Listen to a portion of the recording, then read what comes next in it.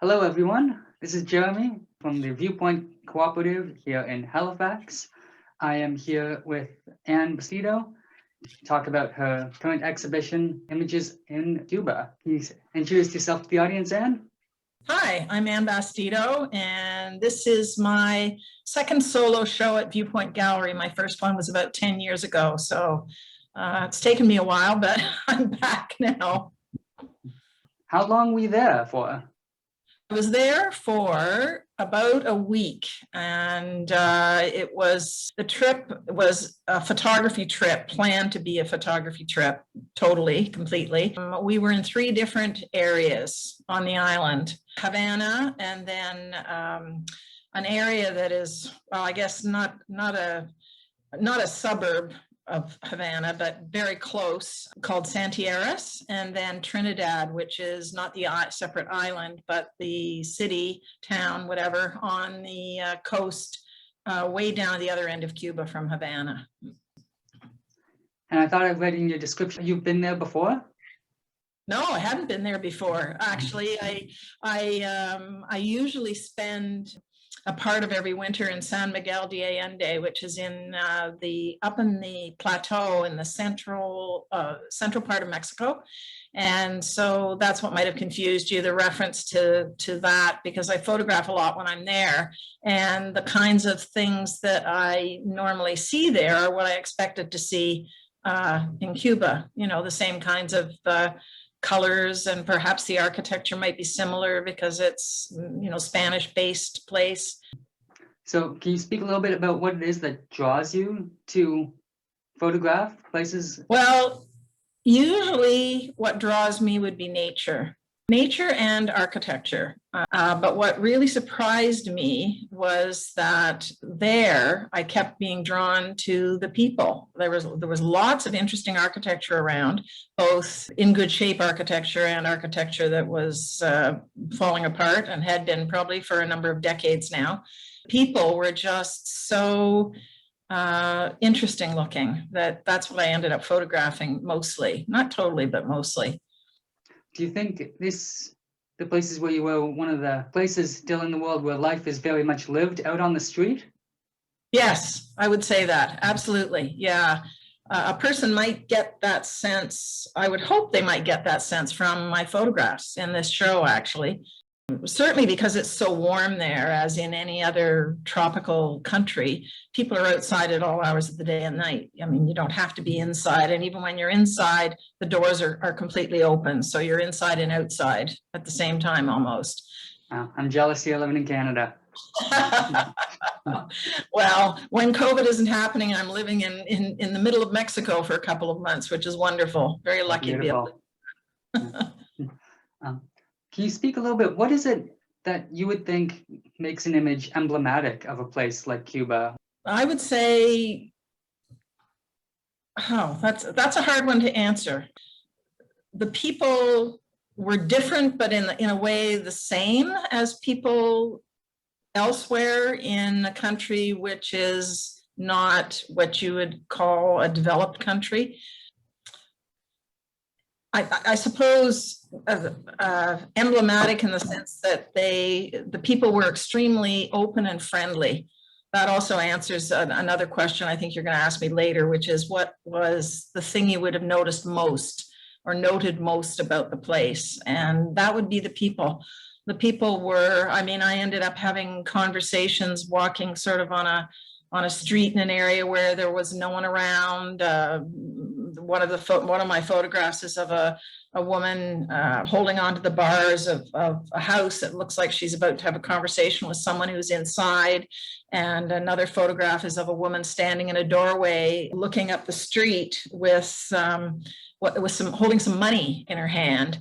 And other than those people, there was no one around. And I happened to get to a point where I was feeling very hot, and I just thought, oh my God, I need to sit down somewhere. And there was a stool by a doorway and there was no one there. So I just sat down on the stool. And after a few minutes, an older man came out, and I said, oh no, I'll get up. I immediately got up because I figured this was his stool, his house. And he just said, he wasn't speaking in English, but motioned to me to sit down. And then he sat in a chair nearby, and we just sort of companionably sat there for a bit. And then I asked him using hand signals if I could photograph him, and he doesn't happen to be in the show, but he nodded. And so I got a couple of interesting photographs of him. In another case, when I turned and walked back down that street, I noticed someone up a side street who was working on a car. Something was obviously wrong. And so I went up to him, and he did speak English. So I just started a conversation and asked him what he was doing and why he was doing it. And he was just happy to chat for about 10 or 15 minutes, like no holding back, no suspiciousness, nothing like that at all. It was just very, very moving to feel so welcomed by people. Wonderful. I was wondering, did you talk to any of the locals about the embargo at all? I didn't. I think probably more because I don't speak Spanish to much of a degree at all. But it didn't, trying to remember if it came up in conversation just sort of as an aside at all. Maybe perhaps just in the sense of this is, you know, life can be difficult now these days, or something very general like that. But I didn't feel that I wanted to put anybody on the spot or get anybody feeling like they had to take a position if they didn't want to take a position on something. I was just happy to be meeting them and talking to them and have the opportunity to photograph them if they let me do so. I don't think there was a single person. Actually, the woman who I photographed, that I call the photograph that's included in the show called The Cigar Lady, was sitting just along the street and clearly getting money for asking for money to take photographs of her. And it had been suggested to me to not do that. I don't know, I guess some people are of the view that it's okay to pay people to have a photograph and other people not. Anyway, it had been suggested to me not to do that. So I didn't do that. But when I got farther down the street, I just turned around and just quickly got a quick shot of her. And she may or may not have been happy about that, but she doesn't, I'm looking at her, a little picture of her now. She doesn't seem totally unhappy with it. So that's one of my favorite images in the show. That one really? as soon as I saw it, yeah. That I have not seen in San Miguel, where I usually spend a couple of months in the winter. I have not seen someone doing that. And in fact, I didn't realize until I looked more closely at the photograph after I'd taken it that she actually had a flower in her turban or the winding, whatever headscarf she's got around her head. I don't know if you noticed that, a beautiful flower. She's also wearing a very, very beautiful looking necklace or two. So I don't know, I don't know her circumstances. I don't know whether she had some money, didn't have some money, or I don't know, at all. But she certainly made for a beautiful photograph. That's a great thing about photographs. We can look at them now and wonder what everyone's story is. Yes, that's right. That's right. And can you speak a little bit about the sequencing of the show? Was there anything in that? Yeah, actually, what I did was I'll hold it up here so people can see it. This is the order of the show. So I had it all laid out ahead of time, and it was actually very important to work on this for a while, and I've been advised to do that, to not simply just decide on an order and then let that be. I ordered it, and then I reordered it, and I thought about it some more.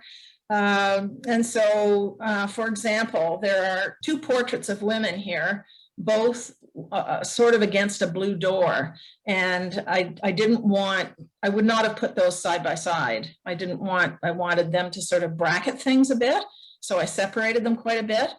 I wanted there to be a bit of a center to the show without necessarily saying that the photographs that were in the center were more important. So they're not bigger than the others. All of the photographs have roughly the same amount of square inches to them. They're different sizes, but they're about the same weight. But the ones in the center, I wanted to sort of start the show off, and that's where I wanted my title to be over that. And so I chose the dancer. I was lucky enough to be able to go photograph in the Cuban Dance Academy for a day. I wasn't too successful at those photographs because I found taking photographs of action dance where people are moving very quickly was not my forte. So but I did get a couple of shots I really liked. And so one of them was the dancer and another was the actual place, the building that's been kept up. Beautiful, beautiful old building. And so I chose to use those as a center. And then I actually tried to group the remaining photographs other than those two, sort of in groups of 3. And when I was putting it on the wall, it became too complicated to really make a space between the groupings of 3. But when you see this, even though they're not there, when you see this, it looks like there's more space between groups of 3. When you see the show on the wall, they're hung this way, but not with space between the groupings because it wasn't as easy to do that. You did a great job of fitting in a good amount of images in the space. I know I really did like that in the Thanks. relatively small gallery space. It's good to see more.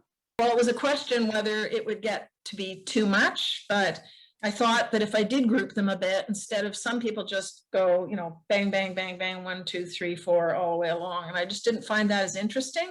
And I was also grouping for color combinations going nicely together. One grouping, actually I can show this grouping here of these 3 all have metal in them. So this one is looking through the metal bars. This one, she's sitting against metal bars. And this one is an actual wire sculpture that's attached to the wall. So I like the commonality of that element. Yeah. Wonderful. You mentioned earlier that this was a part of a photography trip. And I believe you said in the description of the show that you were there with an instructor. Yeah, it was... that was interesting. The instructor was not the person who I thanked in my artist statement. That person is actually a very good photographer who lives in San Miguel, who I worked on these images with last winter when I was there.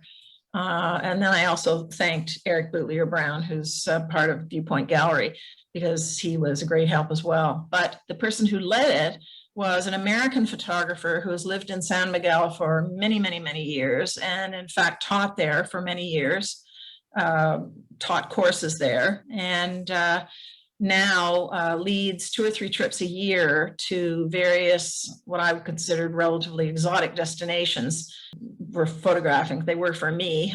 So cute. She does a trip to Cuba, or at least she did as of last year. Or the year before, a trip to Cuba, a trip to Argentina, one to Oaxaca in Mexico, and I think there are a couple more.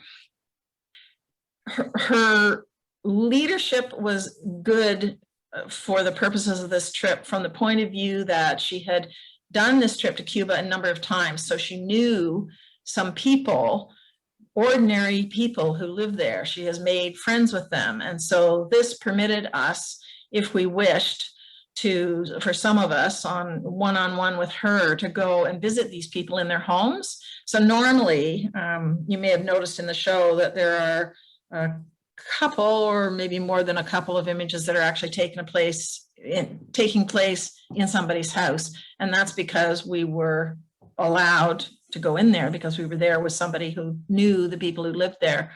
And so that was very special to be able to do that. I mean, it's one thing to not go to a place like Cuba, to go to a resort, to go specifically to photograph, But if you don't know anyone, I mean, you're very unlikely to be able, you're not going to go around knocking on doors and saying, well, can I come in and photograph you and in your house? I mean, maybe some people, but maybe some people could do that, but I wouldn't be able to do that.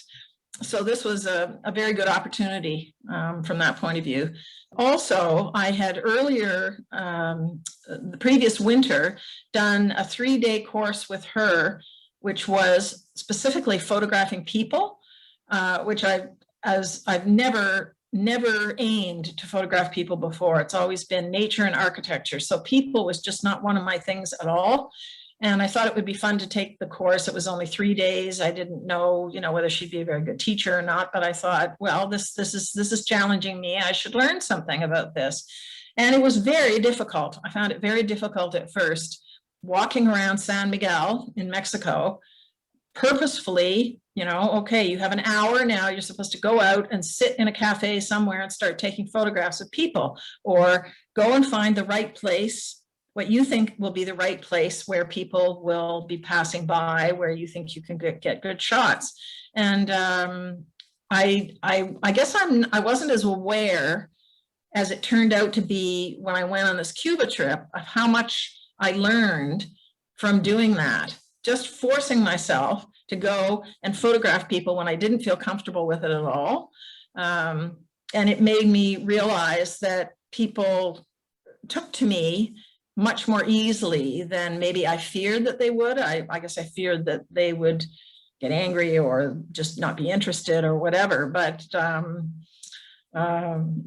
didn't happen. So having had that 3 days, I think may have made a difference. And I didn't practice that at all afterwards. So I did that the winter of 2019, and it was November of 2019 when I went on the Cuba trip with the same photographer. I didn't practice in between the winter and the following November, any of that specifically. I wasn't photographing people. I was doing my usual thing, photographing nature, maybe photographing buildings sometimes. But I think it clearly had helped because I didn't feel as nervous doing it. Yes, So I always find that when photographing people out on the streets of Halifax or New York or San Francisco, it always seems to be much worse in my head than it actually is in reality. Most people are actually quite warm to the idea, and they actually yeah. And people also seem almost flattered that I would want to take pictures of them. So that was nice. I mean, that's a nice way to have somebody feeling. What advice would you give to somebody if somebody wanted to go to Cuba to start their own photo project? Or well, I would say don't go and stay at a resort. And I mean, if you had to, you could, and then you'd have to take a bus into a city or something, and spend the day there and then get a bus back out to where you were staying. But the best thing to do would be to stay right downtown, wherever it is you want to take photographs. So luckily our hotel, which was not the best hotel, but it worked. Our hotel was right at the beginning of the street that's considered the main street of Old Havana. So we stepped out the door and we could start photographing right away. So that's one thing I would say, to stay as close to the kinds of places that you're hoping to photograph. I mean, obviously, if there's architecture in a certain area you want to photograph, then obviously try and stay in that area if you can. But it just made it so easy. And when I get tired, I could go back and go over my images for a while in the room and then go out again for a couple of hours. So that was a good thing to do. And also being able to be in a couple of different places in the country too. I didn't specifically identify in these photographs or in their names where they were taken, but they were taken in all of the 3 places where I was. So, and they were very different. I mean, in downtown Havana, for example, you're not likely to find a photograph like, well, it's a bit too dark because it's to see easily because it's over the over a person, showing how big a person would be. But this photograph is of a couple of fellows, cowboy types, on a cobblestone and dirt street, just hanging out at a corner, their cowboy hats on and their cowboy boots, and waiting for something. And that was not downtown Havana. I mean, downtown Havana, you will see old, beautiful old cars that everyone expects to see when they're there, and a much more urban feel. So it was really nice to have that. It wasn't rural per se, but much closer to rural experience of a smaller city, smaller town, as well as the big city to do. I guess we'll time for one more. Do you have a favorite image of the show, and why? Oh, my favorite image didn't make it into the show because, because every time I would look at the broader set of images, which I had printed off in prints, decent sized prints to look at, to try and decide what was going to be in the show. Every time I went through them, I kept coming up with more people shots. There were way more people shots. And so my next decision was, I thought, all right, it's going to have to be a show about people. That's going to have to be the theme. So these particular two shots that I really like are car shots. And so I didn't, I thought, well, they're car shots and there is no person in them at all. So they just don't fit the theme. Then when I got to a later iteration of what was going to be in the show, I realized that I didn't want just people, but there had to be people somehow very closely connected. So I think the only one that doesn't have a person at all actually is the Dance Academy. There's no person in that, but that one was there because it was a beautiful juxtaposition of the space the people were dancing as well as the dancers. So that's why I put that one in. But my favorite of the ones that did get in, I guess there are two. One of them would be the taxi with the close-up of the mirror with the fellow who was driving the taxi having a smoke while he waited for me to get either in or out of the taxi. I can't remember which it was, but I just managed to get him in the mirror. So there is a person there, even though it's just a picture of a part of the front part of the cab. I really, really like that one. And how he cropped it for the poster, and then to see it in the show, to see the full image, it's like a whole new, there's so much more to this. Yeah, and it's interesting, before the lockdown happened, I had a couple of people visit, one of whom is an artist, a visual artist, but a painter, who talked for about 15 or 20 minutes about that image and all the things she saw in that image of the taxi. And she saw things there that I hadn't even noticed because I was so focused on looking at other aspects of the image than the things that were hanging from the mirror. And so she started to talk. She said, look, there's fly paper hanging from the mirror. Why would you have fly paper hanging from a mirror in a taxi that doesn't have a roof up? I mean, how can it catch flies? Just all sorts of interesting things like that. So that's one of my favorites. And then the other one, I think, is the woman whose house we were in, who is sitting looking at the person who was sitting beside me, who was the person who led our expedition, with the fridge off on the side, and then the two women off on the other side in the doorway talking. I really, really like that one because it shows how Cuba is today for a lot of people. When the revolution happened, the people who owned the big, beautiful, gorgeous architectural homes, who had money, basically escaped to Florida and wherever else, and left these buildings vacant. And so what happened was the people who couldn't afford a home and had no home gradually moved into these big, big houses, and there'd be a family per room of these big houses. And the big houses are now really deteriorating. I mean, if you think about when the revolution happened to now, the number of decades that have gone by, they're deteriorating. But because the temperatures are warm, I guess, you know, you can have the outsides of a building falling off and you can have other things deteriorating, but they're still livable. So people are still living there. And so that was a house where somebody was, clearly that was the room where they lived. And you can see that when you look at the detail of what's in the photograph. And I debated whether to delete the women, to crop it so that the women in the doorway weren't there in the background. But I left it in partly because I like the colors in what one of the women was wearing. And also because what they're doing is they're having a conversation. So you wonder, well, what are they talking about? Well, what they're talking about is the fact that when we entered the room, after we had spoken to the woman in the chair who I photographed for a few minutes, there was a man sitting on another chair in the room. And he all of a sudden stood up and started to create a big commotion. He was yelling. I don't know what he was saying. It was all in Spanish. I don't know. He might have been drunk. Who knows? Anyhow, those two women who were standing in the doorway in the background came in, bodily picked him up, each one with an arm, and dragged him out of the room. Wow. And that was the end of him. He just disappeared. So it was just a very interesting moment. Very interesting moment. Yeah.